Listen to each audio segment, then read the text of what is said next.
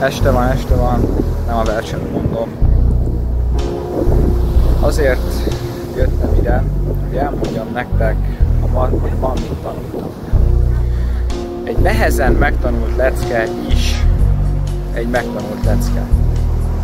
Érezted, hogy rengetegszer vétkezel, rengetegszer hibázod el, de a végén megtanultad a leckét. Lehet, hogy hetekbe telhet, lehet hónapokba, lehet évekbe. De az, hogy megtanultad a leckét, a végén sokkal többet ér, mint az, hogyha nem tanultad volna meg egyáltalán.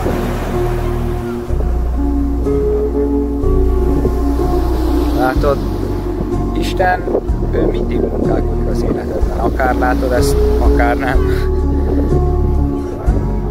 Ez az egy mondat ment egész nap a fejemben, és nem értettem, hogy miért. Aztán a nap végére végre megértettem. Nem számít, mennyi időbe tellett az, hogy előre léptél. Az a lényeg, hogy előre léptél. És ez sokkal, de sokkal többet ér, hogyha nem léptél volna előre semmikor sem. Néha az, csak idővel lépsz előre, sokkal jobb, mint az, mikor egyből előre lépsz. Szóval mi a kihívás abban?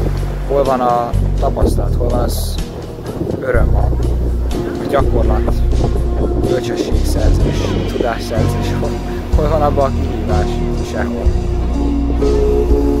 Ennyit szerettem volna mondani ma.